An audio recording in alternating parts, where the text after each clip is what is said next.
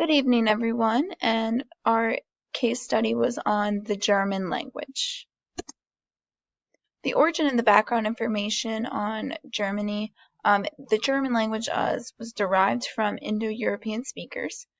It was later discovered that Indo-European languages were influenced by Italic and Continental Celtic language. So the Italic language also was influenced by Latin as well. It was also primarily a Greek influence and also Armenian languages. The Greek influence was created by the Mycenaean dialect that was in the area of Greek at that time. And this was during the time that they had clay tablets inscribed with no alphabet. So there was not really an alphabet during that time period. The dialects that exist in the German language is Low German, Central German, and Upper German. So depending upon the location of where it's at, according to Germany, that's how these different dialects are determined and how they're named. So because of the influence of these different languages, there was a massive language shift that created German and created many new languages to be stopped and new ones to be formed that we know of today. There's very few that are still spoken from that language shift in Europe. So in other countries, they also speak different dialects and they also speak German as well.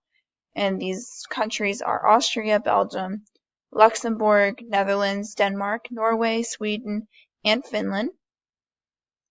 The earliest known speakers of the form of German was between 10,000 and 5,500 BCE.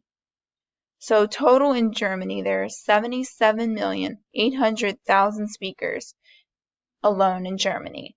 And the people who speak German as a second language are 8 million in the world. And speakers across the world are 129,502,820 people total. So that includes everywhere. And just alone out of that 129 million, there are 1,083,637 people alone in the United States that speak German. So on the Delmarva, not in the peninsula necessarily, between the tri-state area, there are 51,213 people who speak the language. So in Maryland, there were 16,922 that spoke German. In Delaware, there were 3,191 people. And in Virginia, there was 31,100 people that spoke German. Okay, so the interviewees that we conducted we had to find them through our teacher, Dr. K.O. And Mr. Woodis was found by Jamie. She had him because she's studying German literature. So she was able to use him as he had spent 4 years in Germany, and his master's and his bachelor's degree was also in German literature and language. So he's a part-time teacher here at Salisbury University. Dr. George Tusk, he's also a professor of philosophy at Salisbury University. He's originally from Germany. He spent 22 years of his life in Germany, had a lot of experience, and gave us a lot of the information that we needed. And he was the one that Dr. K.O. recommended to us to speak to because he was originally from Germany. And we met with them both on campus on December 8th, I'm going to say.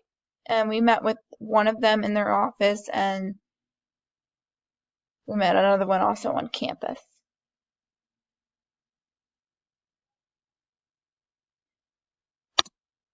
So our linguistic findings, the common tongue in Germany was High German. So that was more of what they spoke in Germany itself. The older generations, what we found was interesting, they tend to speak more formal and a traditional style. So when speaking to others, some of the older generations can only speak their regional dialects if they're from, more out in the rural areas. So they would only be able to speak their language compared to the younger generation speaking a more, informal, the colloquial forms of German. And it was less for the the younger generation, they had a different way of speaking, so it was often harder for the older generations to understand. So, and another thing that we found was gender does not affect the communication. So there was not really a gender role, there's not really a masculinity, no femininity in their language, so it was just neutral. Turkish immigrants also developed their own dialect, as known as the Turkish German dialect. The German grammar and vocabulary with heavy Turkish accent, so that was that mix of in between both. So they created their own in that portion. And the Germans' language is not heavily on curse words as English is, so they relied on animal parts or animal vocabulary. An example of this was dumb cow or dumb pig as well. So they would say stuff like that instead of actually saying, some of the words that we say. It's more of a verb or, an actual noun to insult somebody. The insults weren't necessarily it was more directed towards the person in actual English or in German rather than English. So their greetings, their farewells, they're simple. They don't have any small talk necessarily. You shake their hand. It's a very, very firm handshake, and because it knows that you mean well and that you mean to, that your importance is towards them and directed towards them. And you always have to have direct eye contact when talking to them. If there is eye avoidance, a German would consider the person to be off or it was different. Not necessarily rude, but it wasn't normal. So they would consider you to be a little, weird about looking away when you're meeting with them. The nonverbal communication, like posture and other gestures, Germans pride themselves of good habits and manners. So they want to present themselves well. They don't want to be considered lazy as insignificant. So they want to be considered important and they want to be shown that they're important. Respect is also shown in formal register when children speak to adults, is also embedded in children. Instances where inappropriate are conversations when adults speak to children. Younger generations are welcome to digital communication and technologies, whereas older generations do not see the need for being plugged in. So what that means is basically is that younger generations are more into the technology, where the older generations don't want to be on their technology all the time. And we see that much in the United States as well. You see the older generations not too concerned with being on social media and using their technology or their devices. Cultural findings that we found that gender does not influence German culture and norms. So these German strict laws are in place to prevent gender discrimination. So there's not necessarily very much sexism in Germany as it is in the United States. So they don't really have that issue as much as the United States does. There's no gender roles. There's no placement for a female or no placement for a male. The head of household is usually the father. So that meant, the father's usually working and both actually work, so it doesn't really have an effect on that either. Their school environment, it's a concept of freer school environment, so they have a structure and movement allowance. So what I found is during the normal school day, they would have 45-minute intervals in between for each class, and for in between each class they would have a 10-minute break. So the 10-minute break was very important. So they could go outside, they could run around, but they had to participate. It was very important that they participated. If not, it was considered rude and it was almost basically not allowed if you did not participate. It was almost you had to participate so you could burn that energy off. English language is also being taught in elementary level versus American culture. So where American culture, we teach languages in middle and high, preferably more likely high school usually, as they've taken out the language portion in middle school.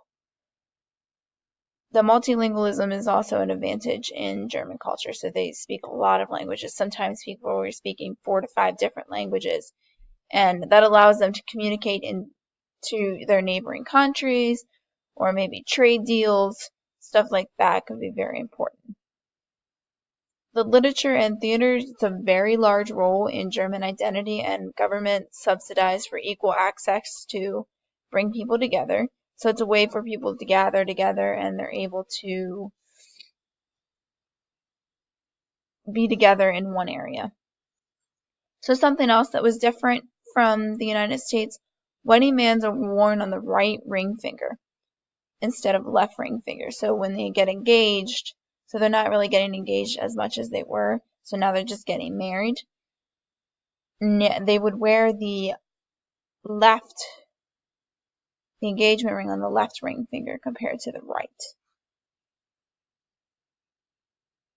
Where again, what I was saying there, they didn't really have as much engagement separate. Now it's just more of getting married instead of just getting engaged. And that's something that's changed throughout time. Germans also indicated engagement by wearing rings left on and right instead of the right. So the right would be considered the marriage, left would be considered the engagement. So to end this presentation, the linguistic aspect of German obtained and understood as the study of language and the context of its social setting. Language used as both a tool and an index to the individual for social identity. And Germans used linguistic varieties when speaking and placed themselves in society by choices. And German language and culture obtained through an in-depth understanding from the interviews of individuals with first-hand experience, making case study more authentic and meaningful. So speaking with those individuals was very important in trying to find out different information and different aspects of German culture. And that concludes our presentation. Thank you for listening. And that includes our information and our study on German culture.